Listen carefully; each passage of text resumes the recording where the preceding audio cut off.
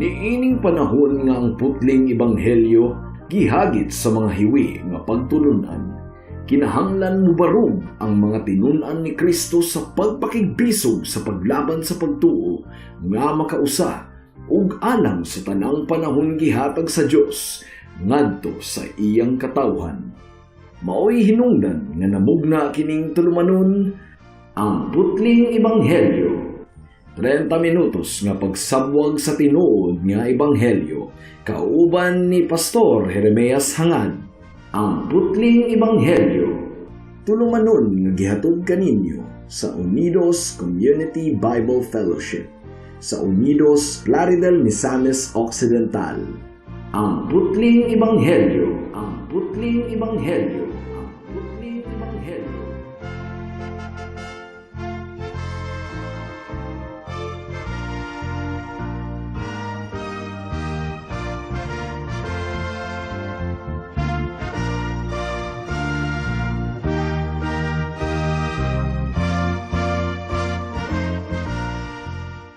Kaya alang sa pagpamalandong sa pulong sa Ginoo ni ining taknaa, atong pag-aablihon ang atong Biblia sa Marcos Kapitulo 12, versikulo 28 hangtod sa 34.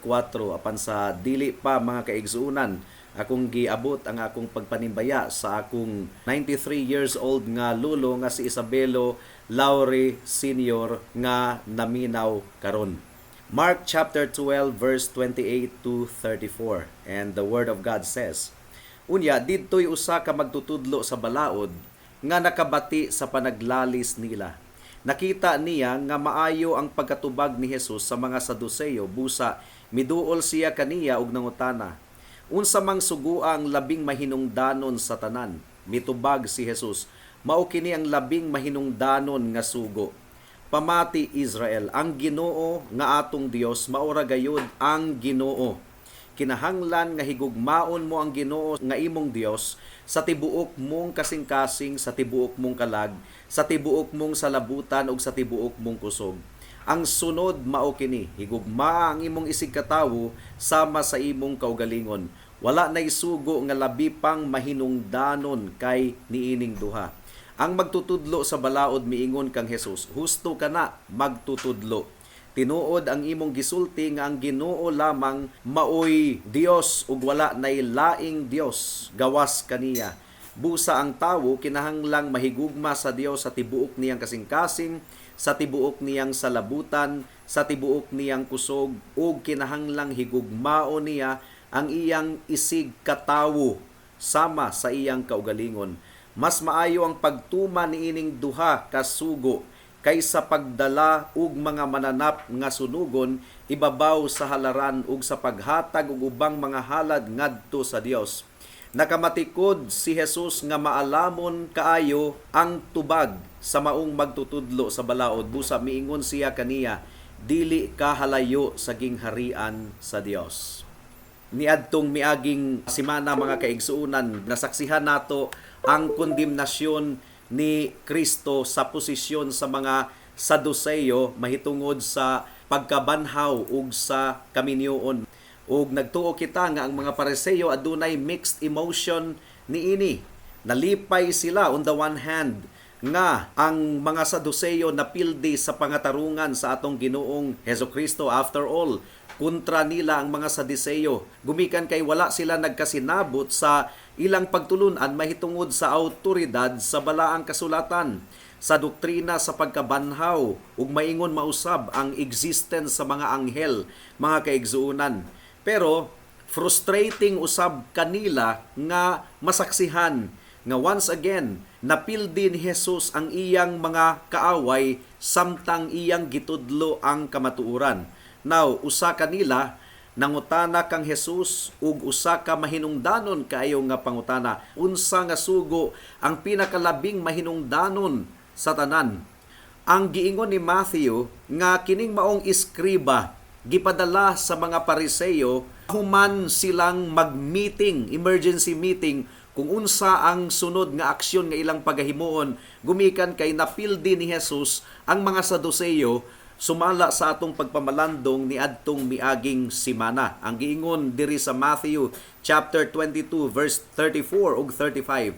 Sa pagkadungog sa mga Pariseo nga ang mga Saduceo gilupig ni Jesus sa katarungan, nagpanon sila sa pagduol kaniya. Unya usa kanila nga magtutudlo sa balaod misulay pagbitik kaniya pinaagi sa pagpangutana. So, bisan pa og ang pangutana ni adto nga iskriba mga kaigsuonan dili man bitik nga pangutana, klaro kaayo nga kulang pagayod kini sa sinseridad. Gumikan kay nahasulat sa atong teksto nga ang iskriba misulay lamang kang Jesus. Iya lamang gitistingan ang atong Ginoong Hesukristo. Well, wala man pud siya gibadlong sa atong Ginoong Hesukristo. In fact, gidayig pagani siya sa atong Ginoong Hesukristo pagkahuman niyang ipasabot ang iyang nasabdan mahitungod sa balaod sa atong Ginoo. Ang giingon diri sa Marcos kapitulo 12 bersikulo 34. Nakamatikod si Jesus nga maalamon kaayo ang tubag sa maong magtutudlo sa balaod. Busa miingon siya kaniya, dili ka halayo sa gingharian sa Dios. But pasabot, gidayig niya kadtong maong iskriba. Now, could it be mga kaigsuunan nga nasipiyat og pagpadala ang mga Pariseo og representante nila ngadto kang Jesus? After all, ang katong maong representante mga kaigsuunan manggialamon man di ay, humok man di ay og gamay ang kasing-kasing, or kinibang tawhana nausab ang iyang kasing-kasing ug nausab ang iyang panghuna-huna mahitungod kang Jesus samtang gitubag ni Jesus ang iyang pangutana. Remember si Nicodemus mga kaigsuunan, miadto siya kang Jesus sa takna sa kagabhion, sikrito ang iyang pag-adto kang Jesus gumikan kay nahadlok siya nga mahibaw-an sa mga tawo nga miadto siya kang Jesus apan niadtong namatay na si Jesus. Nahimong bold si Nicodemus ug mi-identify siya sa iyang kaugalingon. Iyang gipailan iyang kaugalingon nga siya disipulo di ay sa atong Ginoong Hesukristo. Si Nicodemus maoy nagdala og mga pahumot ug mga panakot aron dihugan ang lawas sa atong Ginoong Hesukristo. Matud pa sa Juan kapitulo 19 bersikulo 39. Ang giingon dinhi, ug si Nicodemo ang nakikita kang Jesus usa ni ana kagabii, mikuyog kaniya dala ang sinagol nga herba nga mira ug sabila nga ang gidaghanon mukabat og 50 ka kilo. So, kini nagapunting sa kamatuoran nga ang atong Ginoong Hesukristo bisan pa og dili maayo ang motibo sa usa ka tawo sa sinugdanan, pero dili siya muabog niini. Gumikan kay adunay gahom si Jesus sa pagbag-o sa kasing-kasing sa usa ka tawo. Ilabi na gayud ang tawo nga muduol kaniya nga adunay pagkasinsiro sa iyang kasing-kasing. So, kini nga Pariseo nangutana kang Jesus. Matud pa sa bersikulo 28, unsa mang sugua ang labing mahinungdanon sa tanan? O gikutlo ni Jesus ang Jewish Shema gikan sa Book of Deuteronomy. Ang giingon diri sa Mark chapter 12 verse 29. Pamati Israel, ang Ginoo nga atong Dios mao ra gayud ang Ginoo. Og ang tubag ni Jesus nag-sum up sa balaod sa usa ka pulong mga kaigsuonan, kining gugma. Pinaagi sa gugma, atong makita ang atong highest duty. Gikan sa sinugdanan, ang tinuod nga relasyon nato sa Dios has been a matter of the heart. Kawang lamang ang atong gawasnon nga relasyon sa Ginoo, pero ang atong kasing-kasing layo di ay kaayo kaniya. Ang tinuod nga obedience, ang tinuod nga pagtamod sa Ginoo nagagikan lamang gayod sa kasing-kasing. Now, giklaro gayud kaayo ni Pablo, kung atong basahon ang iyang mga sulat, nga ang balaod ato lamang masunod kung ang atong kasing-kasing adunay gugma alang sa atong Ginoo. Wala giingon ni Jesus nga ang gugma maoy mipuli sa balaod. Daghan ra bang mga tawo nga nagtuo nga gitangtang na daw ang 10 Commandments o gipulihan na lang og balaod sa gugma. Now, tinuod mga kaigsuonan nga ang gugma wala nagpuli sa balaod, pero ang gugma maoy katumanan sa balaod. Mao kanay gipasabot sa Biblia. Kung ang atong pagsunod sa balaod walay gugma, legalism lamang kana. Legalism. Romans chapter 13 verse 8 ang giingon diri, ayaw pagapo sa utang gawas sa paghigugmaay sa usag-usa. Ang nahigugma sa iyang isig katawo nakatuman sa balaod. So you see, ang gugma di ay mga kaigsuunan katumanan sa balaod. Galacia kapitulo 5 bersikulo 14 ang giingon dinhi, kay ang tibuok balaod natingob sa usa lamang kasugo, higugmaa ang imong isig katawo sama sa imong kaugalingon. Now, ang gugma mga kaigsuunan mao kana ang nagdemonstrate nga ang atong kasing-kasing nabag-o gayod atubangan sa Ginoo. Mao kana ang gugma, gipamatud-an sa gugma nato sa Ginoo nga ang atong kasing-kasing nga gibag-o sa Ginoo. Ang gugma mao'y nag-cause sa atoa nga mahimo kitang dependent sa atong Ginoo. Ang gugma dili lang kana emosyon mga kaigsuunan, emotional feeling. Murag gibati nato sa atong kasing-kasing. Now ang gugma aduna gayoy bunga sa pagsunod sa balaod sa Dios. Adunay purposeful, unselfish service to others. Ang gugma gipamatud-an sa atong binuhatan. Mao kini giingon sa 1 John chapter 4 verse 9 to 10. Ang giingon dinhi, gipadayag sa Dios ang iyang gugma kanato pinaagi sa pagpadala sa iyang bugtong anak. So you see, nahigugma ang Dios, dunay pamatuod ang gugma sa Dios, pinaagi sa iyang aksyon. Gipadala niya ang iyang bugtong anak nganhi sa kalibutan, aron makabaton kita sa kinabuhing walay katapusan, pinaagi kaniya. Ang matuod nga gugma mao kini. Dili kita maoy unang nahigugma sa Dios, kundili siya maoy unang nahigugma kanato. Gipadala niya ang iyang anak aron pinaagi kaniya mapasaylo ang atong mga sala. So you see, ang gugma sa Ginoo dili ingon og emosyon lang, gibati lang sa iyang kasing-kasing. Gipamatud-an sa Dios ang iyang gugma kanato, pinaagi sa iyang buhat, iyang gipadala ang iyang bugtong anak. Ang giingon sa John chapter 3 verse 16, for God so loved the world that He gave. Gihatag niya ang iyang bugtong anak that whoever believes in Him should not perish but have eternal life. So giklaro ni Hesukristo nga ang gugma mga kaigsunan adunay duha ka objects. Una, gugma alang sa Dios, labaw sa tanan, ug ikaduha, gugma alang sa atong isig katawo. Pero niining pagpamalandong nato, niining taknaa, mag-focus kita sa atong gugma alang sa Dios. Ug dunay duha ka bahin ang atong pagpamalandong. Una, kinahanglan nga higugmao nato ang Dios labaw sa tanan. Ikaduha, some points of application. Atong i-apply sa atong kinabuhi ang atong pagtuon mahitungod sa paghigugma sa Dios. Mudangat kita sa unang punto. We must love God supremely. Kinahanglan nga higugmao nato ang Dios labaw sa tanan. Ang giingon diri sa Mark chapter 12 verse 29 and 30. Mao kini ang labing mahinungdanong sugo, pamati Israel. Ang Ginoo nga atong Dios maura gayud ang Ginoo. Kinahanglan nga higugmaon mo ang Ginoo nga imong Dios sa tibuok mong kasing-kasing, sa tibuok mong kalag, sa tibuok mong salabutan ug sa tibuok mong kusog. Matthew chapter 12 verse 28. This is the great and foremost commandment. Matud pa sa atong Ginoong Hesukristo. Nagdemand ang Dios, nagsugo siya nga kinahanglan nga higugmao nato siya labaw sa tanan ug kini gisugo ni Kristo sa tanang katawhan.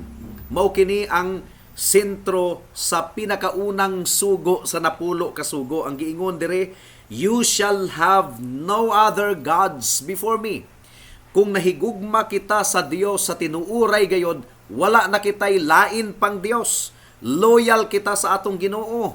Unsa may ibot ipasabot niini, it means nga kinahanglan nga higugmao nato siya sa tibuok natong kasing-kasing, sa tibuok natong kalag, sa tibuok natong hunahuna ug sa tibuok natong kusog.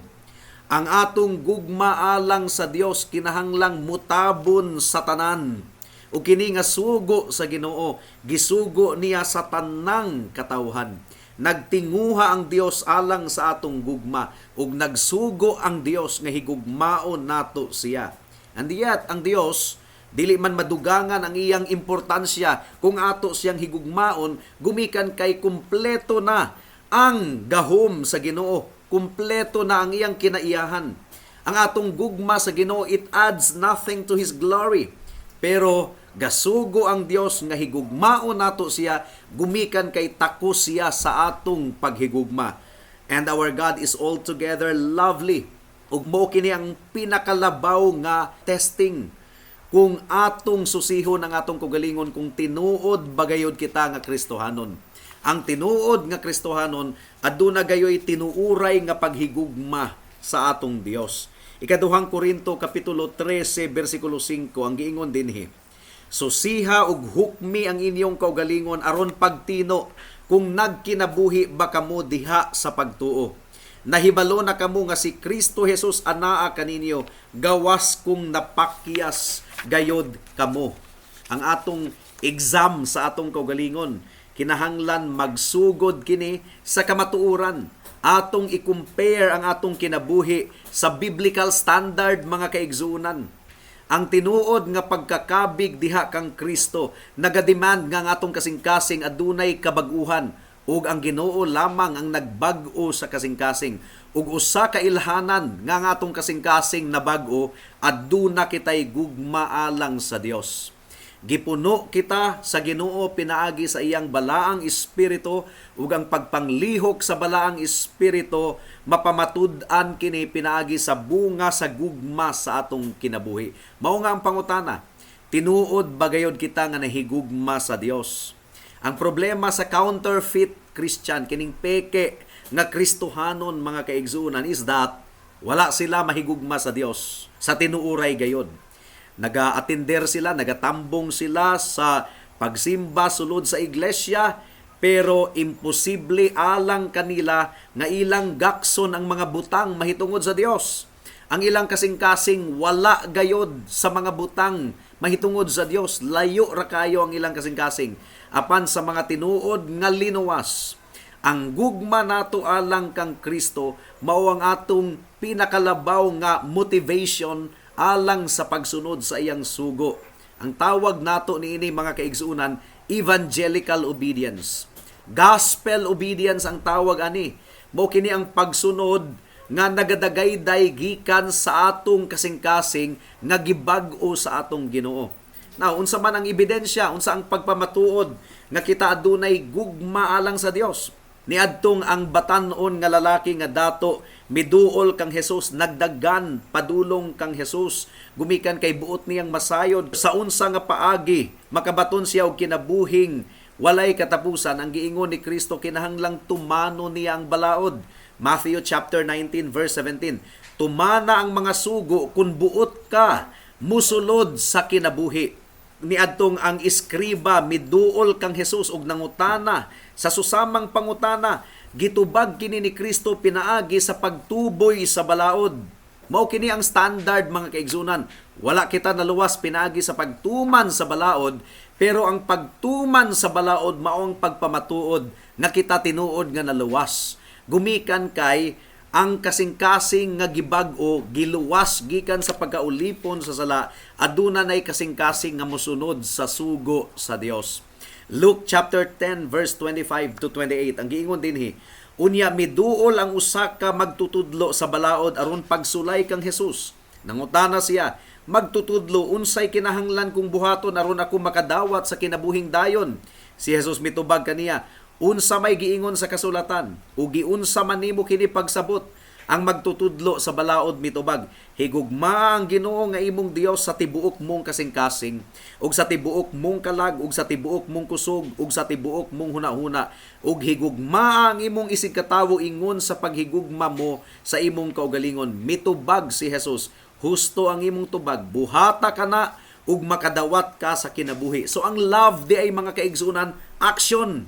Dili lang kini emosyon, dili lang kini pagbati. Duna di ay kini action. Ug ang giingon ni Jesus, kung nahigugma kamo kanako, tumana ang akong sugo. Ang pagtuma nato sa balaod sa Dios, pagpamatuod ka na nga kita nahigugma kaniya, pagpamatuod ka na nga giluwas na kita. Again, wala kita naluwas pinaagi sa balaod, pero ang atong pagsunod sa balaod mao kini pagpamatuod nga kita tinuod nga naluwas. Gumikan kay miingon si Jesus, if you love me, keep my commandment.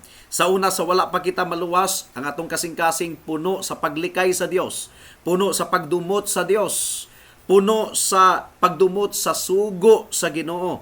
Pero karon nga giluwas na kita, gibag-o na ang atong kasing-kasing, naluwas na kita gikan sa pagkaulipon sa sala. Gihatagan niya kita og kasing-kasing nga malipayon na karon nga musunod sa kabubuton sa Dios, musunod sa iyang sugo. Ang tinuod nga nahigugma sa Dios, musunod gayod kaniya. Ang giingon sa Salmo 42 bersikulo 1 hangtod sa 2. Ingon nga nangandoy ang lagsaw sa mabugnaong kasapaan. Nangandoy usab ako kanimo, O Dios. Giuhaw ako kanimo, O buhing Dios. Kanus-a ba ako makaduol ug makasimba kanimo? So, ang usa ka tawo nga tinuod gayod nga nahigugma sa atong Ginoo, dili makontento kung dili niya mapaminawan ang pulong sa Ginoo, dili makontento kung dili niya maangkon si Kristo. Kinsa man ang imong pilion, mga kaigsuunan, ang Dios, si Kristo, ang balaang Espiritu, ang grasya, ang kahimayaan, ang pagkabalaan, ang langit, o ang imong pilion, kwarta, mga kahilayan diri sa kalibutan, kasikat, mga balay, mga yuta, mga kabtangan, o bisag unsang mga butang niining kalibutana. Kontento ka ba nga magkinabuhi nga dili makapamati sa pulong sa Ginoo? Walay pagampo, walay pagbasa sa Biblia, ug walay pagsimba sa Ginoo kauban sa mga kaigsuunan sa iglesia?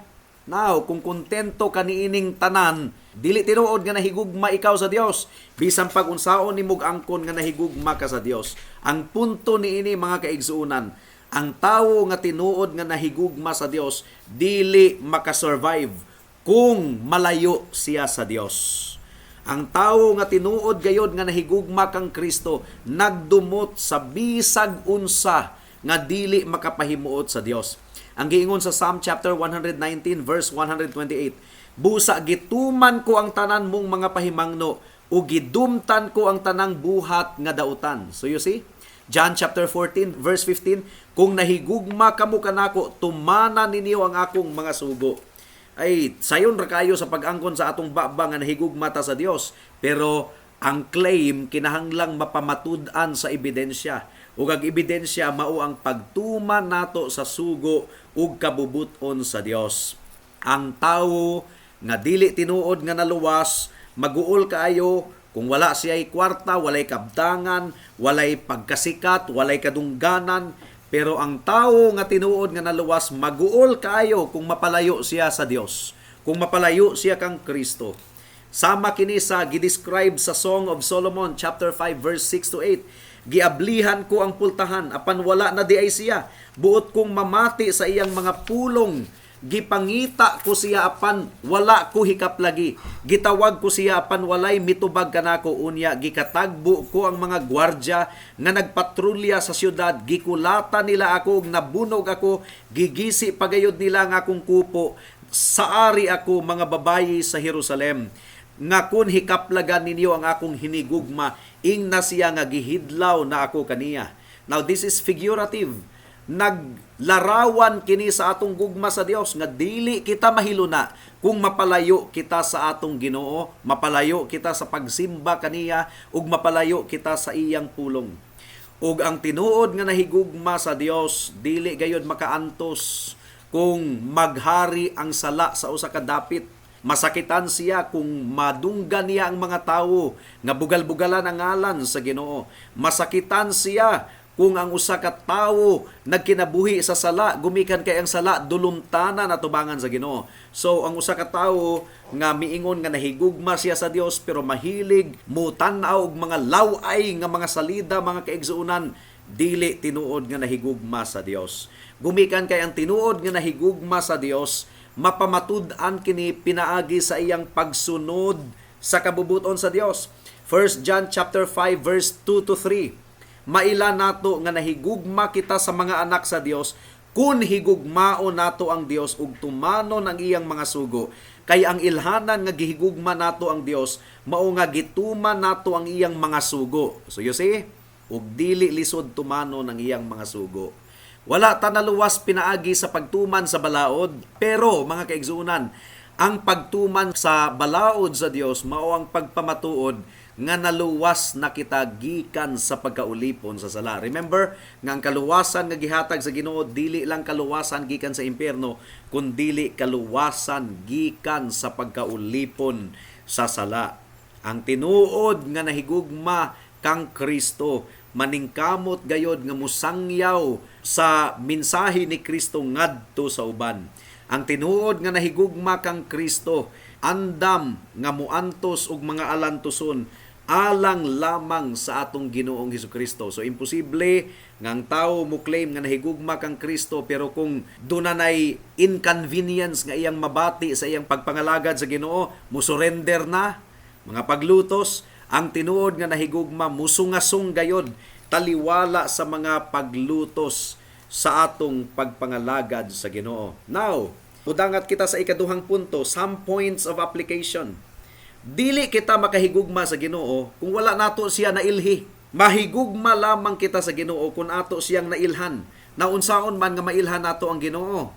Mailhan nato ang Ginoo pinaagi sa iyang pulong. So, kung ang usa ka tawo moingon nga nahigugma sa Ginoo pero wa gani kaila sa Ginoo kay walay basa-basa og Biblia, walay paminaw og wali, kanang iyang giingon nga nahigugma siya sa Ginoo, ilusyon lamang kana, imagination lamang kana. Dili ka mahigugma sa Ginoo mga kaigsuunan sa tinuuray gayod kung wala nimo siya mailhi. Mao nga buklata ang Biblia, tambong kung asa ang pagwali sa pulong sa Ginoo nagakahitabo, kinahanglang mailhan nimo ang Ginoo pinaagi sa iyang pulong, o kinahanglang mahigugma ikaw sa Dios alang sa iyang kahimayan ug dili alang kanimo. We must love God with all of our being, and mo kini giingon sa Biblia, with all of our heart, sa tibuok ng kasing-kasing. So ang gugma di ay nga madawat at tubangan sa Ginoo kining tibuok nga kasing-kasing nga paghigugma. Gumikan kay takos ang Dios nga paghigugmaon. Tibuok nga kalag kuno. Ang buot pasabot sa atong kinasuluran mga kaigsuunan. Sa atong tibuok hunahuna mga kaigsuunan. Ug sa atong tibuok kusog. Og klaro kaayo nga kini ang pinaka mahinungdanon nga sugo, bagsak kita niini. Nasayod kita nga dili gayud kita makahigugma sa Ginoo sa tibuok natong kasing-kasing, kalag, hunahuna ug kusog. Busa bagsak kita. Dili kita maluwas pinaagi sa atong gugma. Si Kristo lamang ang nahigugma sa Dios sa tinuuray gayod. Mo gani nga mianhi si Kristo dinhi sa kalibutan aron sa pagtuman sa sugo sa Dios. Ug ang pinaka dako nga sugo mao nga higugmao nato siya. Bagsak kita mga kaigsuunan. Si Kristo mituman siya sa tibuok sugo sa Dios, nahigugma siya sa Dios sa tibuok niyang kasing-kasing. Ug ang paghigugma ni Kristo, pagtuman niya sa balaod sa Dios, wala niya kadto gibuhat alang sa iyang kaugalingon, kundi gibuhat niya kadto alang sa iyang katawhan. Bagsak kita mga kaigsunan. But Jesus Christ obeyed the law of God perfectly for us. He loved God perfectly. Busa ang atong bugtong Dios ug manluluwas, dili kita kundi si Hesukristo lamang. Ug adunay silot ang sala mga kaigsunan. Gumikan kay ang giingon sa 1 Corinthians 16:22, kung ang usa ka tawo wala nahigugma sa Dios, pagatunglohon siya. Unya wala man kita mahigugma sa Dios.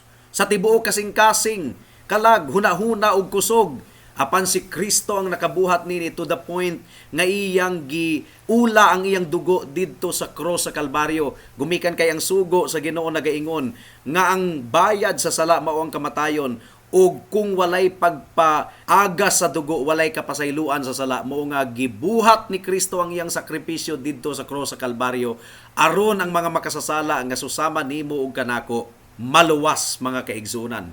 Love the Lord your God with all your heart, with all your soul, with all your mind, and with all your strength. Only Jesus Christ did that. Pero si Kristo gibuhat niya kini in our behalf. Ug ang tinuod nga giluwas ni Kristo, iya usab nga gihatagan og kasing-kasing nga nahigugma na karon sa atong buhi nga Dios. Busa higala nakigistorya kanimo ang pulong sa Ginoo karon. Aduna na ba ikaw kasing-kasing? nga nahigugma sa Dios labaw sa tanan. Kung wala pa, dangop kang Kristo. Tawag sa pangalan sa atong Ginoong Hesukristo. Ug iya ikaw ang luwason ug hatagan ikaw niya og bag-ong kasing-kasing. Naubuhata kini karon kay basin ug ugma ulahin ang tanan. Magampo kita. Salamat o Dios sa mensahe nimo niining taknaa. Among gipangayo ang bunga niini. Hinaot nga nakig-istorya ikaw sa matag usa. In Jesus name we pray. Amen. Alang sa dugang nga mga pangutana, mahimong mo text kang Pastor Jeremias hangad sa 0935 744 3030.